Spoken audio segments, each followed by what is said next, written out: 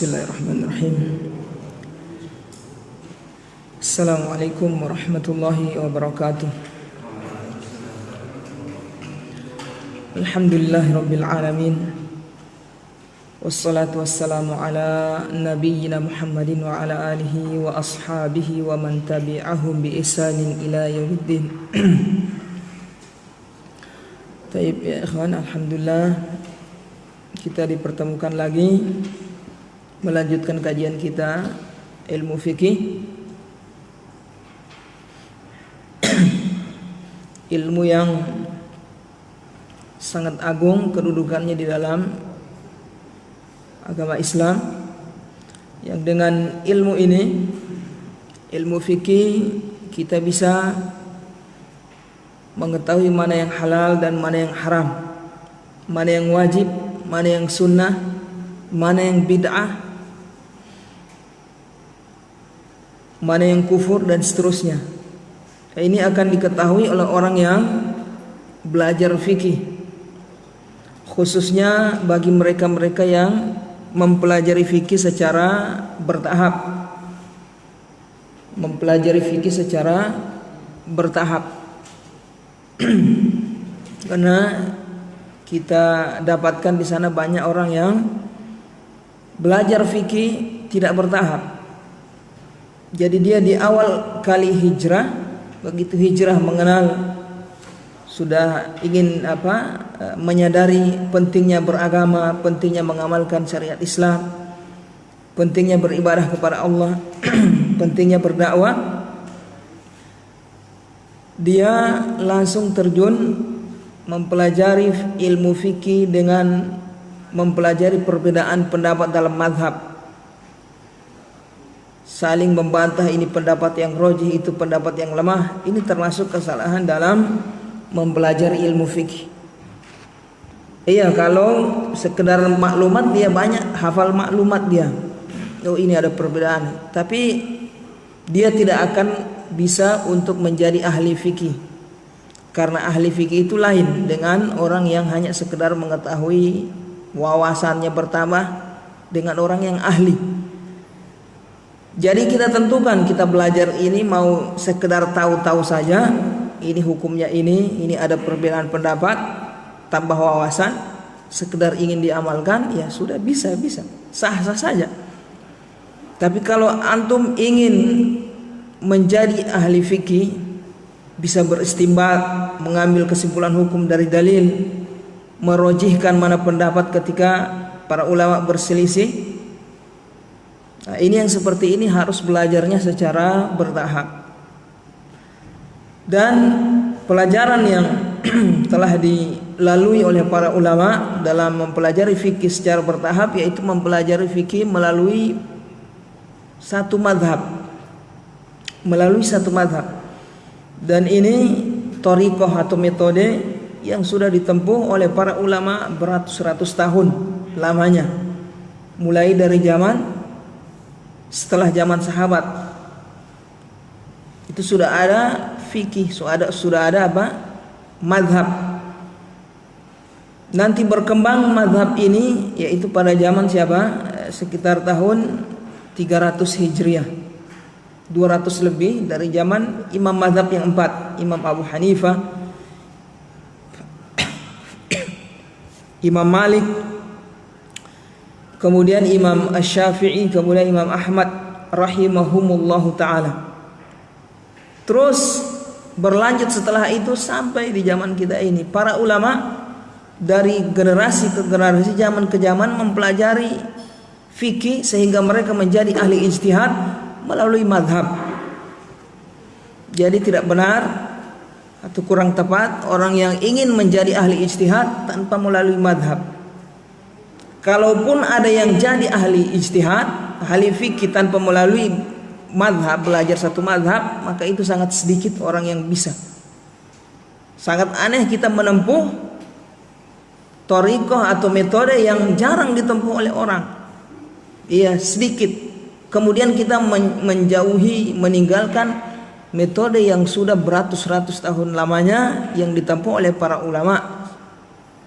Nah, ini termasuk metode yang syadz, yang ganjil dalam menuntut ilmu fikih.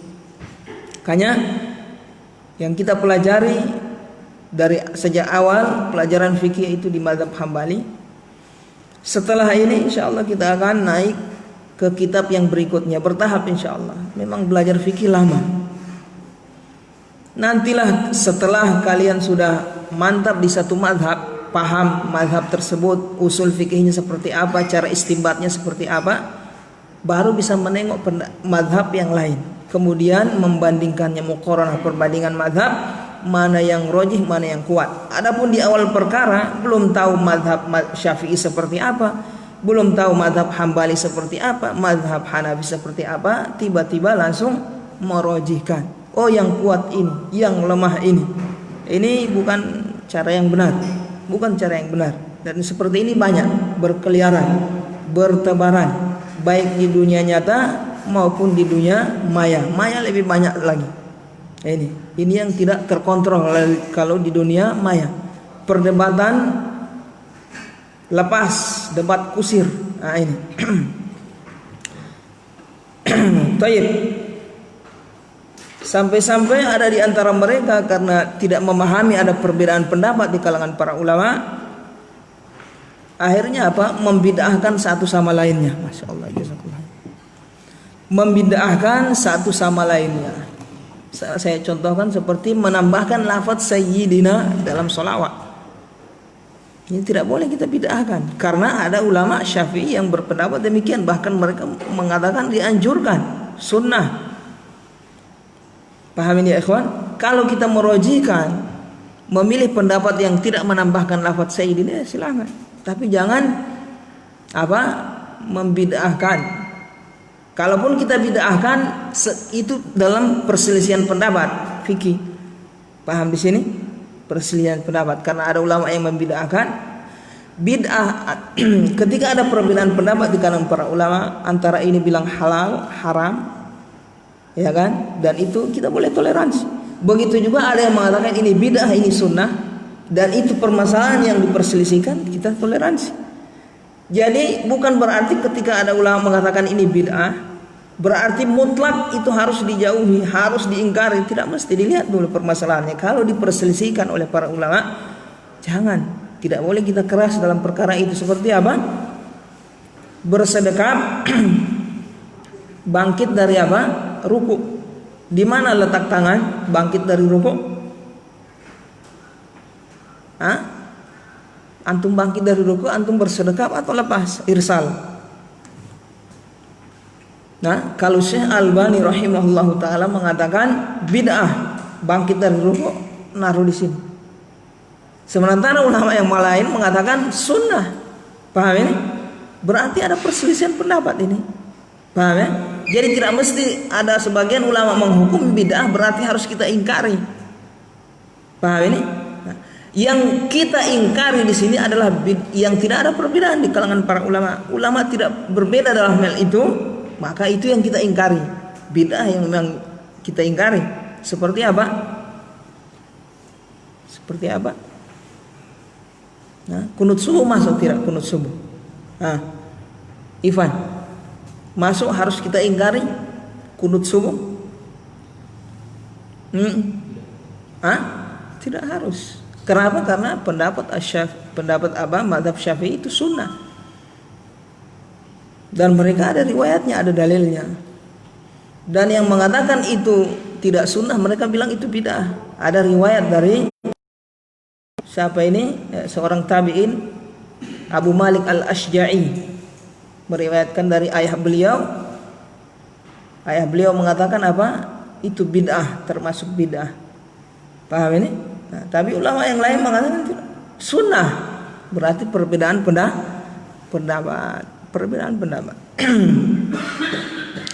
Kalau beda baru kita toleransi. Kalau mereka sepakat tidak ada perbedaan, baru kita ingkari. Seperti apa? Bikin selamatan kematian. Ini ada perbedaan di kalangan para ulama mazhab? Tidak ada. Berarti apa yang kita ingkari? Ini jelas penambahan dalam syariat. Jadi tidak mesti dihukumi bid'ah dia langsung diingkari, dilihat dulu. Kalau perbedaan pendapat tidak boleh. Paham di sini ya ikhwan? Nah, namun sebagian orang yang baru hijrah ada kadang keras dalam masalah ini. Ini karena apa? Kurangnya dia dalam atau kurang wawasan mempelajari tentang perselisihan pendapat atau kaidah-kaidah dalam perselisihan. Thayyib, paham di sini? Nah, jadi kita harus belajar fikih itu bertahap. Belajar fikih itu bertahap. Pahami dulu satu mazhab. Bukan kita ingin apa? Ta'assuf fanatik di satu mazhab, bukan. Ini metode belajar. Metode belajar. Metode belajar yang sudah ditempuh oleh para ulama dari masa ke masa, generasi-generasi ratusan tahun lamanya. Tayyib. Kemarin sampai di mana pelajaran fikih kita?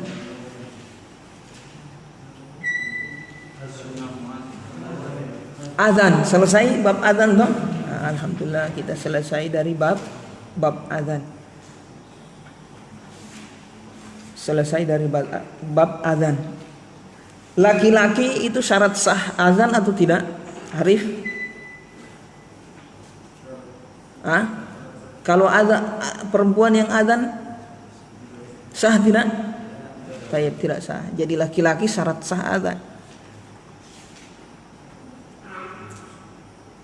Suara yang tinggi atau suara yang bagus termasuk syarat sah azan atau tidak? Tidak, tapi hanya apa? Sunnah, dianjurkan. Jadi kalau ada orang yang suaranya tidak tinggi di azan, dia keraskan suaranya semampunya, kemudian suaranya misalnya fals, ya sah. Paham ya?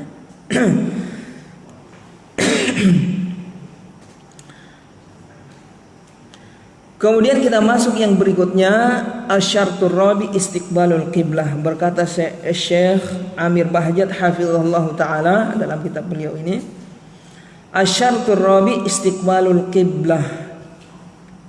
Syarat sah solat yang keempat adalah menghadap kiblat. Ada berapa syarat sah solat? Ivan?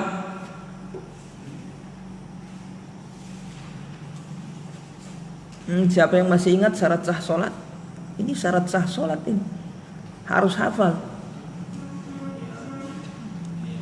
Atau disebutkan, coba siapa yang ingat sebutkan. Satu apa? Apa yang pertama? Berwuduk masuk. Cuma ada yang umumnya apa? Bersuci. Masuk dalamnya berwuduk, mandi, bersih dari najis. Kalimat umumnya bersuci. Yang pertama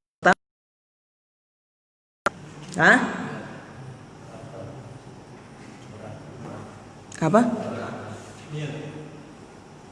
Iya, berakal. Berakal berarti orang gila tidak masuk sini. Yang pertama apa tadi? Suci. Berarti orang yang tidak suci, baik dia tidak suci dari hadas atau najis, tidak sah salatnya. Kemudian yang kedua apa tadi? Berakal. Orang gila tidak sah. Anak kecil yang di bawah mumayyiz, di bawah 7 tahun tidak sah salatnya. Azannya salat kita bahas. Kemudian apa lagi? Yang ketiga masuknya waktu, dukhulul waqt, masuk waktu. Antum salat waktu belum masuk tidak sah. Mau salat zuhur baru jam 11, sah? Tidak sah. Kemudian yang keempat, bukan sudah tadi? Tadi masuk waktu, menghadap kiblat yang keempat. Kemudian yang kelima, menutup aurat. Menutup aurat. Kemudian yang keenam apa? Yang keenam apa ini? Muslim, berarti kafir tidak sah. Yang keenam. Yang ketujuh, apalagi yang ketujuh?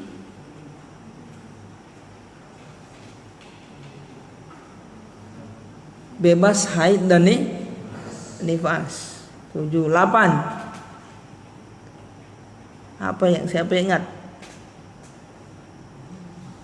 Apa? 9 itu. Syarat sah salat ada 9. Diingat itu syarat sah salat berapa?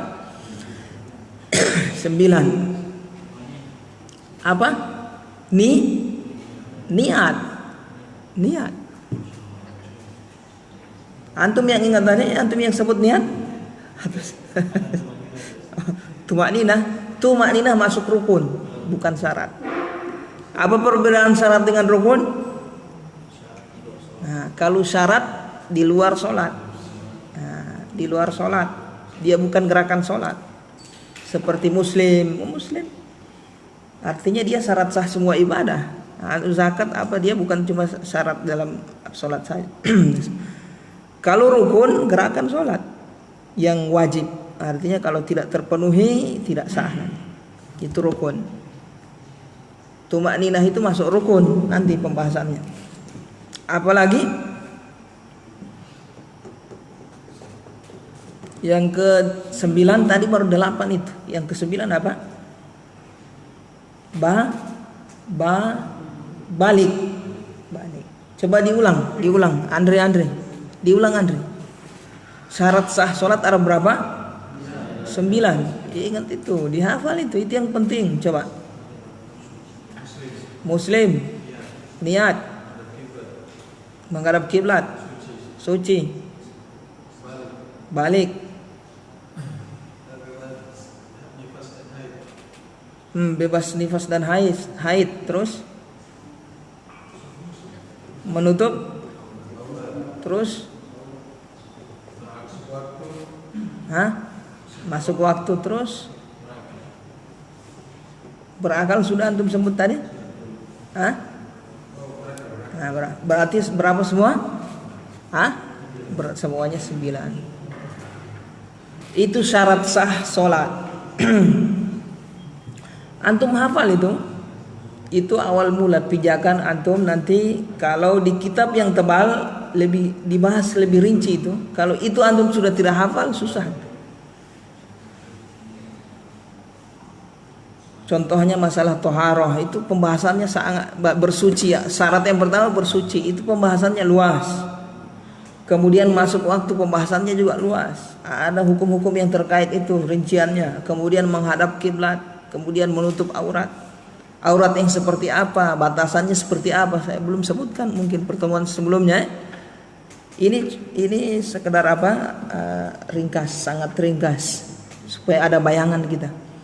Saya berikan semacam peta. Nanti insya Allah paham petanya tinggal telusuri. Masuk rincian.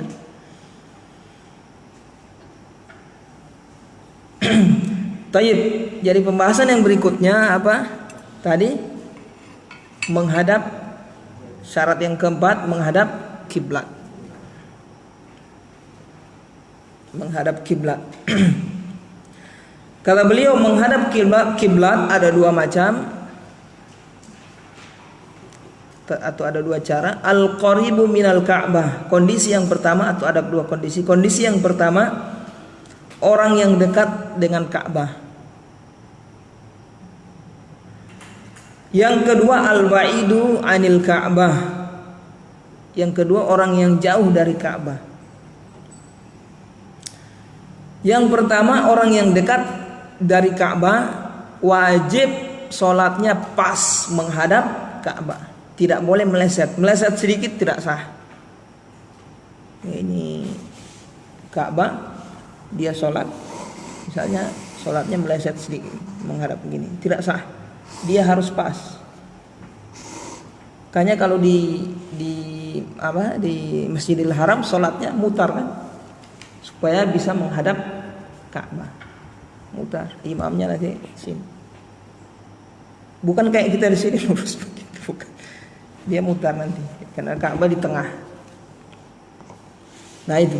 Jadi orang yang melihat Ka'bah di dekat Ka'bah sana itu dia harus sholat pas, lurus. Meleset sedikit tidak sah. Kemudian orang yang jauh dari Ka'bah tidak melihat Ka'bah.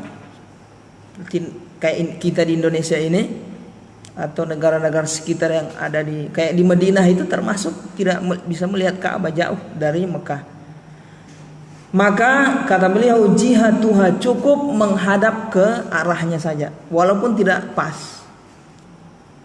Sama seperti kita ini, kalau misalnya kita tidak pas ke Ka'bah ini ya sah. Yang penting arah kiblat sana. Entah misalnya di sana meleset sedikit tidak ada masalah. Tidak disyaratkan harus pas.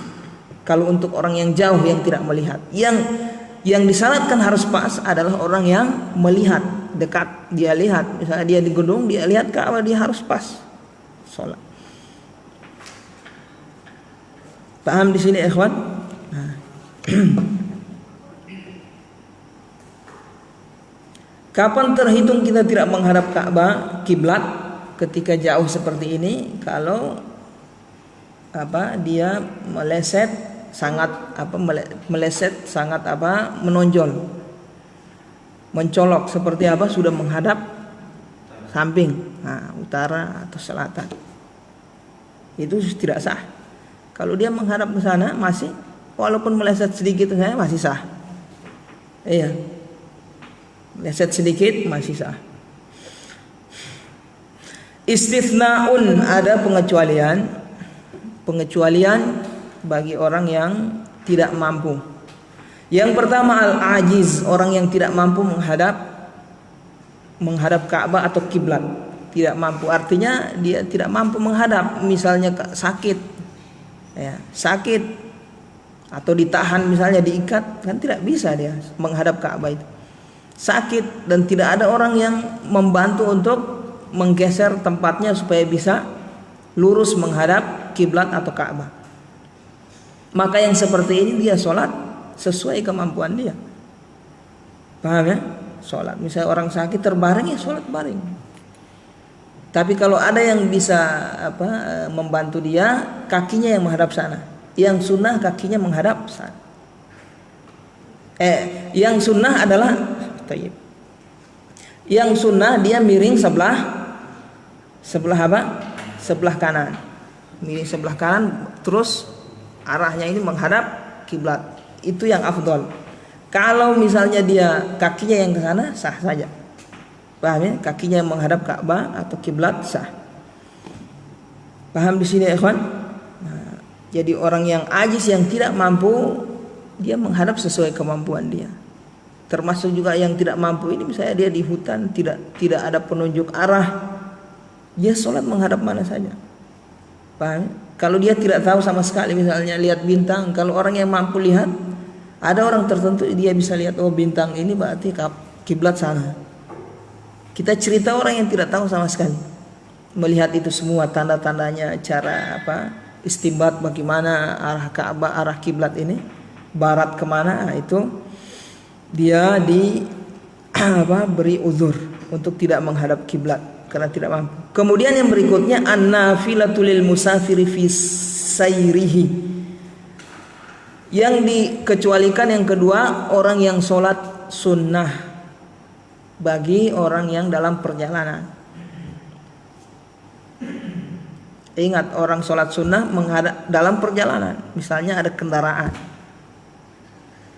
Tapi disyaratkan awal kali dia takbir menghadap kiblat dulu. Paham ini? Allahu Akbar. Setelah itu dia belok ke arah dia menuju. Tidak apa-apa walaupun membelakangi kiblat. Ini sholat apa ini? Sholat sunnah. Kalau sholat wajib tidak boleh. Dia harus terus menghadap kiblat. Kalau dalam sholat wajib dia harus terus menghadap kiblat. Kalau di kendaraan ya dia harus turun sholat tidak boleh di kendaraan, kecuali dia mampu untuk menghadap, dia pertahankan dia menghadap kiblat, maka boleh. Kalau tidak dia harus turun dari kendaraan. Ya.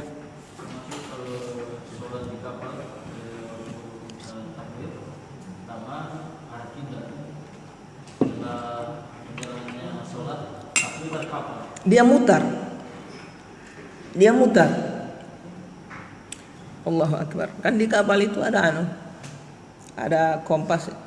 Itu biasa mutar itu. Ya kan? Antum muter juga gerak. Sana antum gerak. Tidak tahu.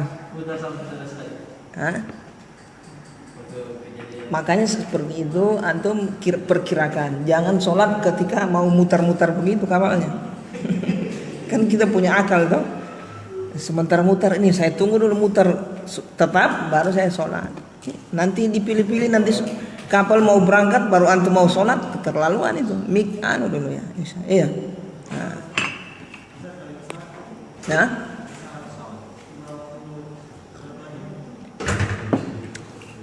Taib tentang naik pesawat, tidak bisa antum putar pesawat toh. Di pesawat juga susah. Kecuali pesawat yang luas yang disediakan untuk sholat, seperti pesawat yang apa nih ini? Biasa kalau pesawat Arab Saudi itu disiapkan, masya Allah.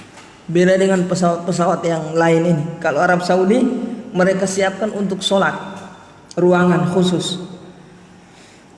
Yang seperti ini antum wajib menghadap kiblat.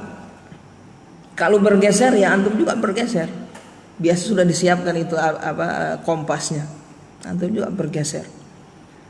Nah, bagaimana dengan pesawat yang tidak ada fasilitas seperti itu? Bisanya cuma duduk. Ya kan? Nah, seperti itu antum lihat, antum di sholat apa? Kalau masih bisa untuk antum bisa sholat nanti sampai di tujuan, belum keluar waktu, ya berarti antum wajib antum tunggu sampai nanti sudah sampai di bandara antum sholat. Paham di sini ikhwan? Walaupun di jamak, misalnya antum berangkat jam 11 sampai di tempat tujuan misalnya jam 4, berarti antum niat jamak. Saya jamak saja zuhur dengan asar nanti sampai di sana. Begitu sampai pesawat jam 4 di sana, antum turun sholat jamak zuhur dengan asar. Paham di sini? Begitu juga antum berangkat sore habis sholat asar mau berangkat sore, ya kan? Nyampe nanti misalnya jam 9 malam, ya kan? Berarti antum niatkan jamak maghrib dengan isya nanti di tujuan. Paham ini? Yang jadi masalah ini kalau waktunya lewat seperti subuh misalnya. Antum berangkat jam 4 subuh sampai jam setengah 7 misalnya. Nah, itu tidak bisa antum akhirkan atau antum nanti sampai baru sholat, tidak bisa. Antum sholat di pesawat. Paham ini? Karena menjaga waktu sholat itu lebih didahulukan daripada menjaga rukun. Paham ini? Itu kaidahnya. Karena ketika antum sholat dalam keadaan duduk, itu ada rukun yang terlepas. Antum tidak bisa berdiri. Kalau antum bisa berdiri, antum berdiri. Tidak boleh antum duduk. Berdiri antum berdiri. Di posisi berdiri antum berdiri. Nanti di posisi duduk, ya duduk baru antum duduk. Jangan duduk terus. Kalau mampu masih bisa berdiri, tidak sah sholat. Paham di sini? Nah, mentang-mentang sholat duduk terus tidak bisa. Kecuali sholat sunnah. Kalau sholat sunnah tidak diwajibkan berdiri. Sholat sunnah boleh duduk dari awal. Biar bukan di kendaraan, di masjid antum mau sholat sunnah misalnya sambil duduk sah. Kalau sholat wajib tidak boleh, harus berdiri. Rukun itu. Paham di sini ya ikhwan? Nah. Bagaimana? Ada bayangan? Paham aman? Nah, jadi di sholat subuh itu kalau antum mau lewat waktunya, antum perkirakan nanti sampai di tujuan lewat waktu, berarti antum harus sholat di pesawat. Walaupun tidak menghadap kiblat, walaupun ada rukun yang tidak bisa antum kerjakan. Sholat dalam keadaan duduk misalnya. Tapi di posisi berdiri antum berdiri. Di posisi duduk ya antum duduk, baru bisa duduk. Paham di sini?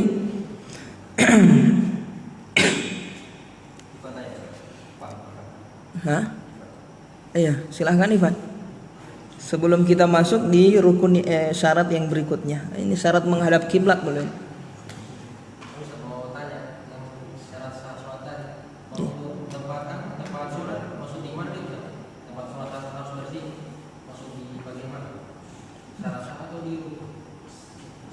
Bersuci, masuk di bersuci. Bersuci itu sudah kita lewat. Bersuci baik bersuci dari hadas, bersuci dari najis. Bersuci dari hadas, hadas besar dan hadas kecil. Dengan hadas kecil dengan wudu, hadas besar dengan bersuci dari najis. Baik najis yang menempel di badan, menempel di pakaian dan di tempat. Paham di sini? Jadi sudah tercakup dalam pembahasan dalam syarat bersuci. Luas ya. Taib, yang dimaksud bersuci dari tempat ini apa yang dimaksud? Syarat sahnya. Apa di rumah antum di sudut sana ada najis, antum sholat di sini tidak dibolehkan begitu? Tidak sah atau bagaimana? Siapa yang masih ingat? Arif? Yang dimaksud yang kita diwajibkan untuk menjauhi najis di saat sholat di mana? Tempatnya di mana? Yang dilarang? Di tempat sholat berdiri, ya, antum berdiri. Dari kaki ini sampai tempat antum sujud itu harus bersih dari najis ini semuanya. Tangan juga. Kalau misalnya ada najis di samping, kiri, belakang tidak ada masalah. Yang penting jarak antum berdiri dan sujud dan meletakkan tangan itu bersih dari najis. Paham di sini? Ya, itu yang dimaksud. Itu yang dimaksud apa? Kita diwajibkan untuk menjauhi najis ketika sholat di pakaian, di badan dan di tempat sholat. Kalau di masjid sini ada najis sujud, ya tidak apa-apa sholat sekitar sini. Paham ini? Yang penting bukan di tempat sujud, tempat sholat kita itu dari berdiri sampai jarak berdiri sampai di tempat sujud itu tidak bisa ada najis itu. Di rumah pun demikian antum terapkan. Taib, ada pertanyaan lagi? Gimana Pak Asri? Pas ya. Taib, kita lanjut. Asyartul khamis an-niyatu. Syarat yang kelima niat.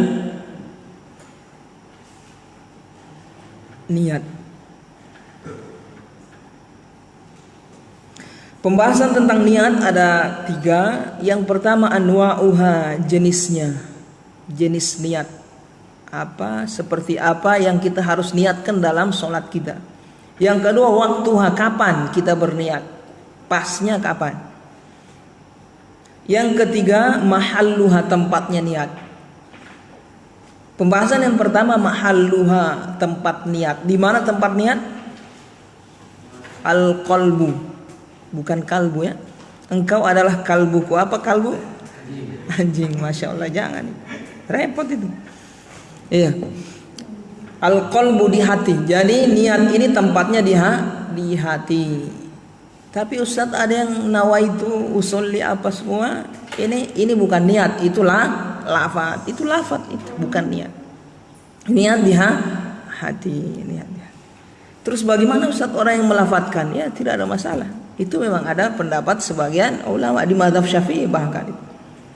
Mereka menganjurkan ketika sholat melafadzkan, tapi bukan mereka tidak katakan itu niat. Mereka katakan itu cuma membantu orang supaya hadir niatnya. Paham ini? Supaya hadir. Ketika kita nawaitu, ya kan? Atau wudu nawaitu an atawaddu atau usolli. Terus hadir hatinya, itu maksudnya untuk membantu. Ini tujuannya mereka. Mereka tidak maksudkan lafaz itu niat, bukan. Mereka sepakat bahwa niat itu di hati. Cuma mereka beda. Paham ya ikhwan? Nah, di mazhab Hambali, tayyib, niat itu di apa? Di hati, cukup hati saja. Karena ini memang tempatnya niat ya di hati. Orang ingin sholat misalnya, sudah niat. Dia dari rumah ingin ke masjid, jelas mau sholat, masa mau main atau mau tidur kan? Udah dengar azan ke masjid. Dia datang ke masjid, habis dia wudhu dari rumah terus ke masjid, itu sudah niat. Paham ya? Berarti ingin niat. Yang mendorong dia bergerak ke masjid, niat. Mendorong hatinya ingin angkat takbir adalah ingin sholat, itu niat sudah. Paham ini ikhwan? Nah, tempatnya di hati. Waktuha kapan? Kapan dia meniatkan ini, dia hadirkan niatnya. Ma'at takbir au kubailuhu. Ma'at takbir au kubailihi fil waqti. Ma'at takbir, waktunya, jadi waktunya yang pertama di bersama takbir. Jadi ketika ingin dia takbir, dia hadirkan hatinya, dia ingin sholat zuhur atau sholat maghrib atau sholat isya. Au qabilihi au qabiluhu qubailihi fil waqti, atau rentang waktu yang sedikit. Paham ini? Rentang waktu yang sedikit sebelum takbir, sebelum dia melakukan sholat, melaksanakan sholat. Tapi sudah masuk waktu ini, fil waqti, sudah masuk waktu. Misalnya ini sudah masuk isya, ya kan? Sudah hadir hatinya ingin sholat di isya. Hadir hatinya ingin sholat di isya. Nah setelah itu qomat, azan, qomat, dia angkat takbir, sah. Paham ini ya ikhwan? Walaupun setelah itu dia misal bicara apa, itu sah. Jadi rentangnya sedikit. Paham di sini? Ikhwan? Nah, cuma kata para ulama di mazhab Hambali, yang sunnah, termasuk juga mazhab Syafi'i, yang sunnah adalah dianjurkan ketika ingin takbir, menghadirkan hati. Itu sangat dianjurkan. Takbir menghadirkan hati. Ingin sholat apa, misalnya zuhur atau maghrib. Ya. Paham ini ikhwan? Nah, kadang apa maksudnya ini? Karena ada sebagian orang dia sholat niatnya belakangan. Begitu mau angkat takbir hilang, tidak mikir itu, dia cuma mikir barangnya, hutangnya, istrinya, anaknya, jajan macam-macam, gajinya, hutang parfum misalnya dan seterusnya. Allahu Akbar, cuma parfum yang didapati di sementara sholat. Tapi dia sudah berniat sebelumnya, ingin dengan rentang waktu yang sedikit misalnya, ya. Nah, itu sah. Paham di sini?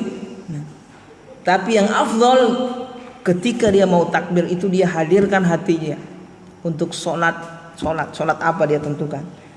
Jadi ini yang kedua, waktunya. Paham di sini ikhwan? Jadi waktunya kapan?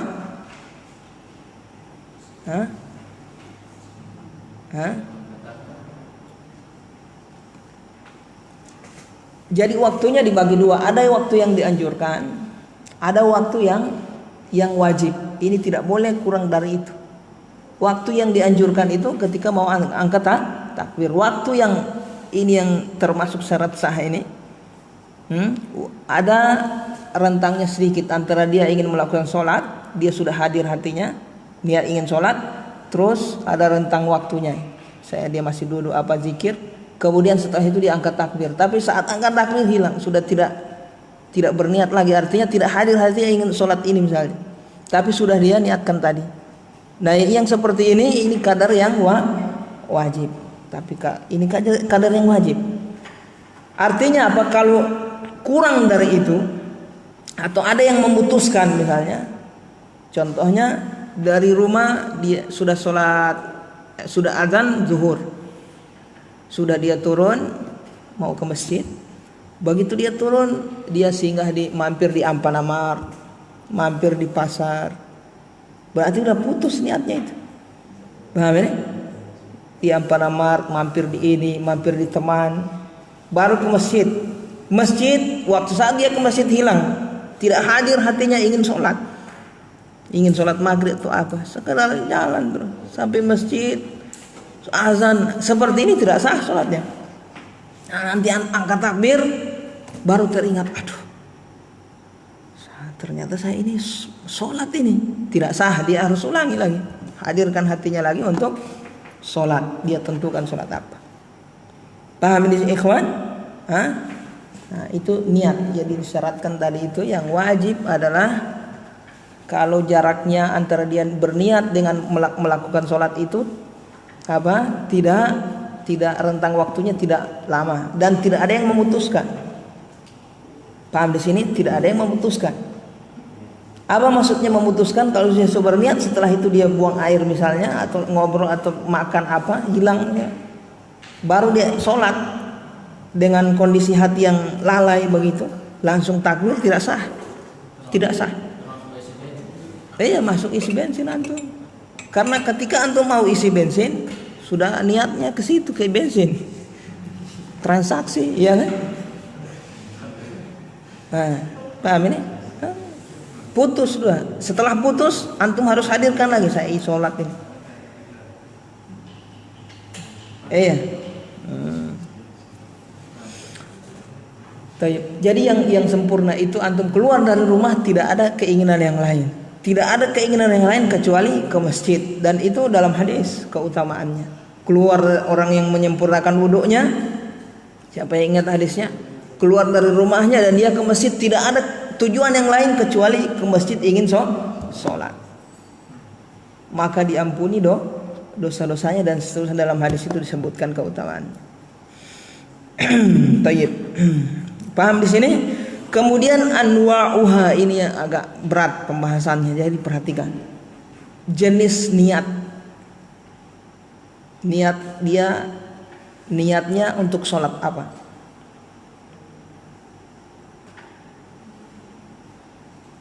Karena sholat itu berjenis-jenis. Ada sholat wajib, ada sholat sunnah, ya kan? Sholat wajib saja banyak jenisnya juga. Ada sholat zuhur, sholat maghrib, sholat isya, sholat apa lagi? Subuh, asar. Sunnah tidak usah tanya, banyak sekali jenisnya. Ada sholat rawatib, qobliyah, ba'diyah, sholat duha, sholat witir, sholat tarawih, kemudian apa lagi? Banyak. Sholat apa? Taib. Nah, jenisnya ini kita harus tentukan. Jadi dua yang ingin kita bahas. Ketika ingin sholat, kita tentukan jenis sholat. Yang kedua, kita tentukan kita sebagai apa? Apakah sebagai imam atau sebagai makmum, atau sholat sendirian. Ini berpengaruh sama sah dan tidaknya sholat. Pembahasan yang pertama, jenis sholat dia harus tentukan. Kalau dia ingin sholat maghrib, dia wajib tentukan dia sholat maghrib. Paham ini? Tidak boleh dia hanya bilang dia hadir hatinya ingin sholat wajib saja gitu, tidak sah. Sholat wajib ini Allahu Akbar, tidak sah. Mau sholat wajib yang mana? Ini banyak ini jenisnya ini, ya kan? Dia harus tentukan dia maghrib, isya. Paham di sini ya, ikhwan? Memang kalau sudah masuk waktunya, ini jarang orang yang keliru ya. Permasalahan ini akan nampak, kaidah ini akan nampak, penentuan seperti ini akan nampak ketika orang ingin mengqadha sholat. Ya kan? Dia tidur siang, bangun nanti maghrib, bangun pas maghrib, sholat azan maghrib. Apa yang dia lakukan? Dia harus sholat zuhur dengan sholat asar, baru sholat maghrib. Kendati dia tidak dapat jamaah, dia harus selesaikan dulu sholat zuhurnya, sholat asar, kemudian maghrib. Kalau dia sempat ikut berjamaah bagus, kalau tidak ya sudah, dia sholat sendirian saja. Paham di sini ya, kawan? Nah, ketika dia sholat ini, mengqadha sholat ini, dia harus hadirkan niatnya. Dia ini ketika angkat takbir, dia mau sholat zuhur atau sholat asar atau sholat maghrib, ya kan? Nah, ini dari sini nampak syarat yang seperti ini, niat ini, perbedaannya. Jadi tidak bisa nih Allahu Akbar, yang mana ini sholat zuhur apa asar? Yang membedakan ini apa? Niat. Allahu Akbar, niat zuhur, ya kan? Kemudian setelah itu salam, qomat lagi, Allahu Akbar, asar. Dia hadirkan dia ingin sholat asar. Kemudian setelah itu qomat lagi sholat maghrib. Sholat maghrib. Paham di sini? Atau misalnya lupa sholatnya dia. Ada orang seperti ini. Ya kan, karena kesibukan setelah dia sholat maghrib ada masalah misalnya pesta atau apa, lupa sholat isya. Nanti teringat 2 hari berlalu. Aduh, 2 hari yang lalu waktu ada pesta kemarin ada masalah atau ada kebakaran, saya lupa sholat isya. Berarti dia sholat isya saat itu, saat ingat, walaupun ingatnya pagi-pagi. Paham ini? Setelah dia ingat dia belum sholat isya, berarti dia wudhu segera terus sholat isya walaupun pagi. Niatnya apa di situ? Di sholat pagi itu sholat isya. Yang membedakan apa? Niat. Jadi kalau dia sekedar angkat takbir saja begitu tidak sah. Nah, ini pembahasan tentang niat. Jadi harus ditentukan dia mau sholat apa. Kalau misalnya dia tidak tentukan, sholatnya sah tapi menjadi sholat yang sunnah mutlak. Jadi ada nama di sana sunnah mutlak. Apa sholat sunnah mutlak itu? Pengen sholat gitu. Antum udah mungkin gersang hati pengen sholat, wudhu sholat, masuk sholat mutlak, sunnah mutlak. Jadi kalau antum tidak menentukan niat antum jenis sholat apa, ya kan, berarti berubah sholat tadi menjadi sholat mutlak, sunnah mutlak. Masjid tidak hadir ingin sholat duhur, Allahu Akbar, sholat antum jadi sholat sunnah mutlak, bukan jadi sholat wajib. Paham di sini? Karena antum tidak tentukan antum mau sholat apa, sekedar sholat jadi sholat sunnah mutlak. Baik, paham di sini ya ikhwan? Paham. Kemudian niyatul imamati wal itimam. Pembahasan yang kedua, wajib dia meniatkan dia sebagai imam atau sebagai makmum atau sholat munfarid, sholat sendirian. Jadi imam dia harus niatkan dia imam kalau ada orang di belakang sholat dengannya. Paham ini? Kalau tidak ada orang sholat di belakang, dia cuma sholat sendiri, dia niatkan dia sebagai imam, sholatnya sah tidak? Tidak sah. Tidak sah. Atau dia masuk makmum, dia niatkan dia sholat sendiri, sah. Dia sebagai makmum tidak sah. Paham di sini? Tidak sah.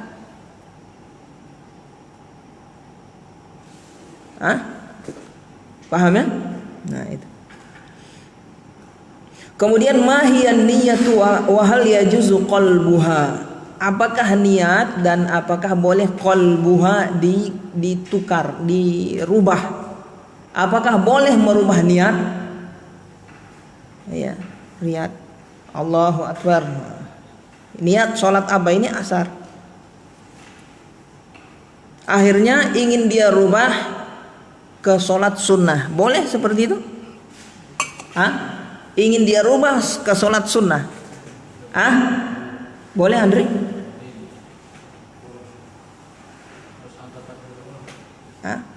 Tidak, ini dia sudah tidak angkat takbir, dia teruskan sholatnya. Cuma niatnya saja dia rubah ke sholat sunnah. Boleh yang seperti ini? Boleh. Kalau memang ada kebutuhan, misalnya ada uzur. Kapan itu? Misalnya masuk masjid, dia kira sudah sholat asar, masuk, tidak ada orang ini, padahal orang ngumpul di gudang misalnya.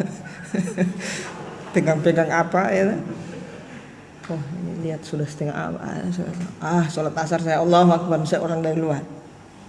Begitu dia sementara sholat di rakaat yang kedua, keluar satu orang qomat, Allahu Akbar, Allahu Akbar. Apa ini? Apa yang dia lakukan? Boleh dia rubah niatnya. Dari sholat asar tadi dia rubah jadi sholat sunnah. Jadi sholat sunnah. Dia segera salam, setelah itu dia bergabung di jamaah. Ada kebutuhan. Iya. Kalau tidak ada kebutuhan makruh. Tapi sah saja. Paham ini? Tidak ada kebutuhan, pengen rubah-rubah niat tidak boleh. Kalau tadi kan memang ada kebutuhannya. Iya kan? Ada uzur, ada kebutuhan, dirubah niat. Kalau dari sunnah ke wajib boleh? Tidak boleh. Kalau sholat sunnah tiba-tiba pengen saya jadikan sholat duhur saja ini. Boleh. Capek-capek lah saya sholat zuhur. Soalnya ada teman-teman so tunggu itu mau camping apa tuh. Semua dapat tinggal ini. Boleh di rumah? Tidak boleh. Kalau dari wajib turun ke sunnah boleh. Dari sunnah naik ke wajib tidak boleh. Alasannya apa? Karena yang wajib itu dia ada sunnah, ada plus, ya kan? Jadi hilang wajibnya masih ada yang sunnahnya, nyantol ya kan? Sama-sama disyariatkan. Tapi kalau yang sunnah ke wajib tidak bisa. Ya naik itu berarti, iya tidak bisa.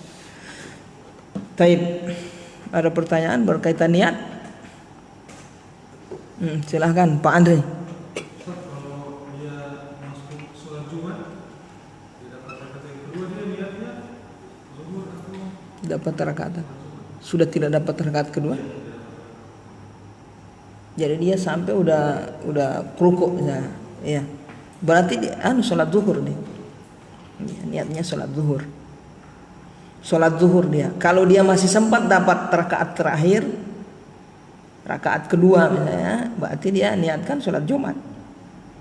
Jadi kapan seseorang dikatakan atau dianggap dia masih mendapatkan sholat Jumat? Ketika dia masih mendapatkan satu rakaat imam, walaupun dia tidak dapat khutbahnya, ya kan, lambat wudhu, imam sudah di rakaat kedua, masuk dia boleh, masih terhitung sholat Jumat dia.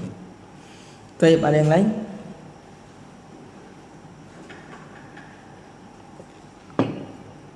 Itu ahwat itu tidak ada yang tanya. Tulisan apa antum lihat itu ada yang biasa ya. Misalnya ada orang beraktivitas satu malam terus dia lupa sholat isya dan dia ingat pada saat sholat sementara dia sholat subuh, itu apakah sholat subuhnya dibatalkan? Bagaimana Cak? Kalau macam dia beraktivitas malam terus dia lupa sholat isya dan dia ingat pada saat dia sementara sholat subuh. Sebentar. Dia batalkan sholat subuhnya. Batalkan. Dia takbir sholat isya. Setelah itu salam, qomat, dia sholat subuh dengan syarat waktunya belum keluar. Kalau sudah mepet, dia teruskan sholat subuh. Paham ini? Iya, misalnya udah dekat jam 5 lewat 45 atau lewat udah mau dekat-dekat siang, keluar matahari, itu tidak bisa lagi dia sholat isya. Yang seperti itu dia harus teruskan sholat subuh dulu dia. Kalau dia dahulukan dulu sholat isya akan lambat. Kalau lambat berarti dua sholat yang lambat itu jangan. Dia dahulukan dulu sholat subuh. Kalau sudah mepet, sholat subuh dulu baru sholat isya. Kalau masih lowong, subuh dulu, isya dulu baru subuh. Supaya tidak dua sholat yang terlewatkan. Itu maksudnya.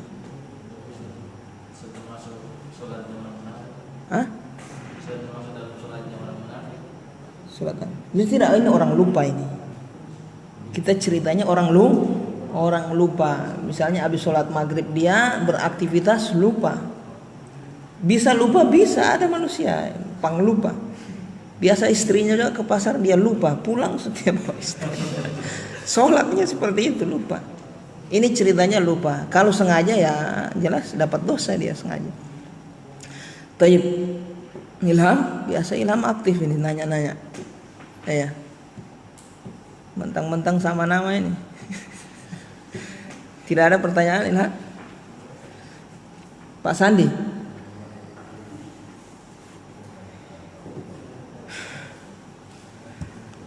Taib.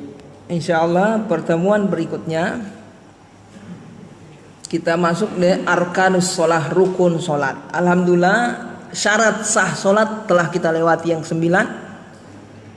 Bagi yang masih ingat alhamdulillah, yang belum ingat dibuka-buka lagi catatannya, diingat. Penting itu syarat sah sholat ada 9. Rukun sholat di sini ada 14. Nanti insyaallah pertemuan berikutnya. Rukun sholat ada 14. Ini bagian penting dalam sholat. Hati-hati. Syarat sah sholat, rukun sholat bagian yang paling penting. Setelah itu derajat yang ketiga, antum baca, coba.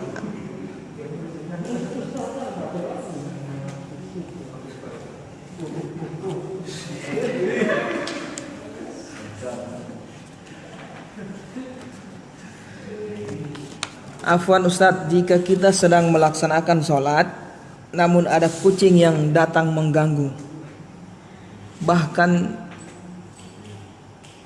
tidur di sejadah dan mencium ketika sujud, apakah sholat kita tetap sah? Sah. Sah. Kucing selama dia masih hidup dia tidak najis. Kucing tidak najis.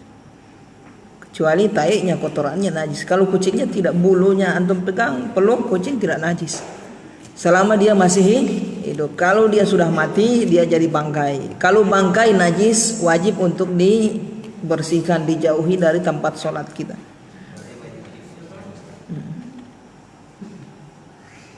Sholat tetap sah. Mungkin yang dimaksud lewat di depan, tetap sah sholat kita. Kalau memang susah untuk diusir misalnya. Sama anak kecil juga yang lewat di depan, kalau memang susah kita hindari, biarkan saja. Karena memang ada anak yang begitu aktif, mondar-mandir di depan. Kita tahan sekali, sebentar dia balik ke depan, lewat belakang, lewat lagi. Biasa dibuat-buat main-main. Nah, yang seperti ini dibiarkan saja. Daripada sholat kita yang akan menjadi tidak sah nanti kalau banyak bergerak.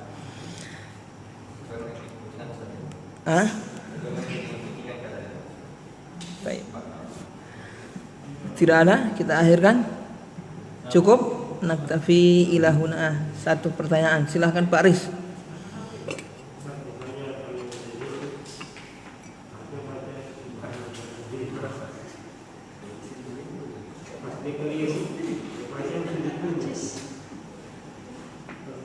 Ini apa sujud?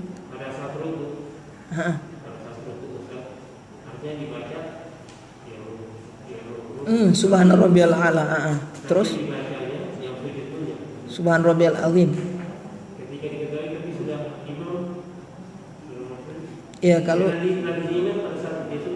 dia sengaja apa tidak sengaja, tidak ada masalah. Gugur kewajiban. Kalau dia tidak sengaja terus sudah lewat, ya kan, sudah pas bangkit, gugur kewajiban. Tapi kalau dia sengaja, batal sholatnya. Batal sholatnya karena dia tidak mengerjakan yang wajib di dalam sholat. Karena membaca subhana rabbiyal a'la ketika sujud dan subhana rabbiyal azim ketika ruku hukumnya wajib. Disengaja tinggalkan batal sholat. Kalau tidak sengaja gugur. Agak ringan kalau kewajiban. Perkara yang wajib kalau disengaja batal, kalau tidak sengaja tidak batal, tidak gugur. Berbeda dengan rukun dan syarat sah. Syarat sah dengan rukun, sengaja tidak sengaja tetap batal sholat. Contohnya, antum lupa lupa ruku misalnya. Nanti setelah sholat baru ingat, sudah salam, main ke rumah, aduh saya lupa ruku tadi di rakaat kedua. Apa gugur kewajiban? Tidak, batal sholat. Antum sholat ulang. Paham di sini? Tapi kalau kewajiban saja yang dilupakan, tadi di kala ruku saya lupa membaca subhana rabbiyal a'la. Nanti sudah sholat baru ingat, atau masih di dalam sholat sudah berpindah ke gerakan berikutnya, tetap sah, sholatnya tetap sah. Jadi syarat sah, rukun itu kewajibannya lebih ketat. Kalau perkara yang wajib dia agak ringan. Paham di sini? Ada yang sunnah. Yang sunnah lebih ringan lagi. Ditinggalkan tidak ada masalah. Tayyib. Kita akhirkan ya ikhwan. Mudah-mudahan bermanfaat. Menambah pahala kita di majelis ini dan menghapus dosa-dosa kita insyaallah. Itu yang kita harapkan. Pahala bertambah, dosa berkurang. Bukan sebaliknya. Pahala berkurang, dosa bertambah. Tayyib. Subhanaka bihamdika. Asyhadu an la ilaha illa anta astaghfiruka wa atubu ilaik.